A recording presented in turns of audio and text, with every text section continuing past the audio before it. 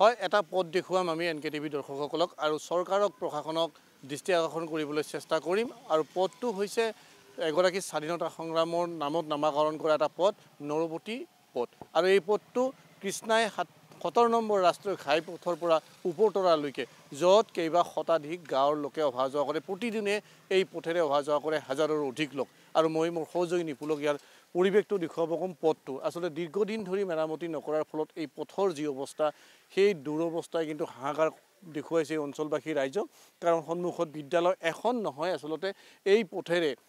পথেৰে বিদ্যালয় মহাবিদ্যালয় অফিচ কাছাৰী সকলো কাম কাজৰ কাৰণে এই পথেৰে ওলাই যাব লাগে কিন্তু এই পথটো দীৰ্ঘদিন ধৰি মেৰামতি হোৱা নাই কাৰণ চৰকাৰে আচলতে উন্নয়নৰ কথা সততে কৈ থাকে বিকাশৰ কথা কৈ থাকে পৰিৱৰ্তনৰ কথা কৈ থাকে কিন্তু এই লোকসকলে নৰবতী পথেৰে কৃষ্ণাইৰ পৰা উপৰতলালৈকে যোৱা যিটো পথ সেই পথেৰে অহা যোৱা কৰা লোকসকল কিন্তু প্ৰতিদিনে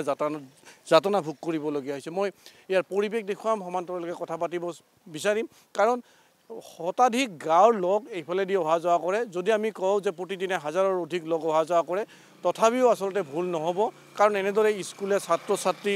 লৈ সকলোৱে আহিব লাগে এই পথেৰে আৰু এই পথৰ যি অৱস্থা শেহতীয়াকৈ এই দুৰৱস্থাই কিন্তু এই অঞ্চলৰ লোকসকলক ত্ৰাহি মধুসূদন দেখুৱাইছে মই পুনৰবাৰ কৈছোঁ যে বিকাশ উন্নয়ন আৰু পৰিৱৰ্তনৰ যি শ্লোগান আছিল সেয়া আচলতে বহু অঞ্চলত এতিয়া অসাৰ প্ৰতিপন্ন হৈছে মই এই পথৰ যিটো দুৰৱস্থা কি ইয়াত প্ৰতিদিনে যাতনা ভোগ কৰিবলগীয়া হয় হয় আচলতে এই যিটো নৰপতী ৰাস্তা বুলি যিটো এটা অত্যন্ত মানে পুৰণা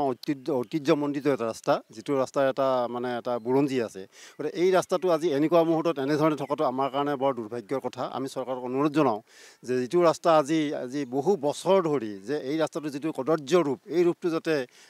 মানে নাইকিয়া কৰে কাৰণ ইয়াৰ মাজেৰে হাজাৰ হাজাৰ ল'ৰা ছোৱালী হাজাৰ হাজাৰ মানুহ এই মাহৰ পথেৰে সুদূৰ মানে ওপৰতলাৰ পৰা যিটো একদম মলানডুবি কৃষ্ণালৈকে যিটো সংযোগী যিটো ৰাস্তা হাজাৰ হাজাৰ মানুহ মটৰ চাইকেলেৰে হওক গাড়ীৰে হওক পিলপিলিৰে হওক অহা যোৱা কৰে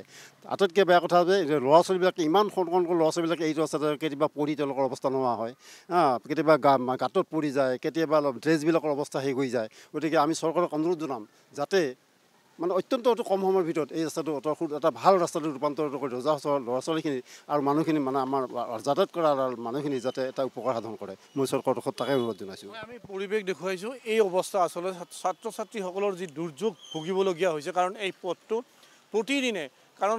শতাধিক গাঁৱৰ লোকে অহা যোৱা কৰে এই পথেৰে আৰু এই পথটো কিন্তু দীৰ্ঘদিন ধৰি মেৰামতি নোহোৱাৰ ফলত গোটেই এই পথছোৱা ইয়াত জৰাজীৰ্ণ ৰূপ লৈছে মই পুনৰ কথা পাতিম আৰু এইখিনিতে পুনৰবাৰ কৈছোঁ যে আচলতে বিকাশ উন্নয়ন তথা পৰিৱৰ্তনে স্পৰ্শ নকৰা এটা অঞ্চল আৰু এই অঞ্চলটোত প্ৰতিদিনে যাতনা ভোগ কৰিবলগীয়া হৈছে কণ কণ শিক্ষাৰ্থীৰ লগতে সৰ্বসাধাৰণ ৰাইজ হয় আমাৰ এই নৰবতী যিটো পথ আজি কেইবাবছৰ ধৰি ইয়াৰ মানে জৰাজীৰ্ণ অৱস্থা আৰু এই অৱস্থাত আমাৰ কৃষ্ণাইৰ পৰা ইপিনে ওপৰতলালৈকে এটা সংযোগী পথ আজি আমি এই অঞ্চলবাসী যদি কিবা কাৰণে আমি চাৰ্কেলত যাব লগা হয় এইটো ৰাস্তাতে যাওঁ চাৰ্কেল অফিচ তাত মাটিয়াত গতিকে এই কৃষ্ণাইবাসী অঞ্চল এইটো ৰাস্তাৰে অহা যোৱা কৰে আৰু সেইফালৰ মানুহ ইফালেদি বিভিন্ন হাজাৰ হাজাৰ মানুহ অহা যোৱা কৰে তাত তেনেকৈ অহা যোৱা কৰা আমাৰ যি অৱস্থা হৈছে মানে বৰষুণ আহিলেতো আৰু এনেকুৱা হয় কিছুমান ঠাইত মানে কিছুমান চাগে বাইক চাইকেল বা কি এনেকৈ বাগৰি পৰা আমি লক্ষ্য কৰিছোঁ বহুত ক্ষেত্ৰত গতিকে আমি এইটো ক্ষেত্ৰত আমি অনুৰোধ জনাওঁ আজি আপোনালোকৰ NKTVৰ জৰিয়তে চৰকাৰে যাতে এইটো বিহিত ব্যৱস্থা লৈ মানে ৰাস্তাটো সোনকালে এটা কিবা মেৰামতি কৰি আমাৰ এই ৰাস্তাত চলাচল কৰা ৰাইজক যাতে এইটো উপকৃত কৰে এতিয়া আমি আৰু চৰকাৰত কি ক'ম যে ৰাস্তাটো সোনকালে ঠিক কৰি দিব লাগে আৰু ল'ৰা ছোৱালীক যাবলৈ সুবিধা কৰি দিব লাগে আচলতে এনেদৰে দুৰ্ভোগ ভুগিব লগা হৈছে এই অঞ্চলৰ লোকসকলে মই পুনৰবাৰ কৈছোঁ ইয়াতে কিছু ছাত্ৰ ছাত্ৰী এনেকৈ যাব মই কথা পাতিবলৈ চেষ্টা কৰিম মই পুনৰবাৰ কৈছোঁ যে এয়া আচলতে উন্নয়ন আৰু এক্সাম আছে কোন স্কুলৰ পৰা কৃষ্ণাই মন্টেশ্বৰী হাইস্কুল অসুবিধা কেনেকুৱা হয় বহুত অসুবিধা হয় কাৰণ ল'ৰা ছোৱালী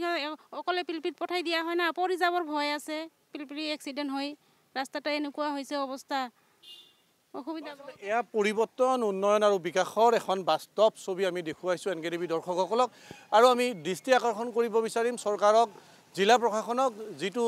পথ আচলতে নামাকৰণ কৰা হৈছিল এগৰাকী স্বাধীনতা সংগ্ৰামী নৰবতী বসুমতাৰীৰ নামত আৰু সেইকাৰণে সেই পথটোৰ নাম হৈছে নৰবতী পথ কিন্তু পৰিতাপৰ বিষয় যে এগৰাকী স্বাধীনতা সংগ্ৰামীৰ নামত নামাকৰণ পথৰ যি দুৰৱস্থা সেই দুৰৱস্থা দেখিলে আচলতে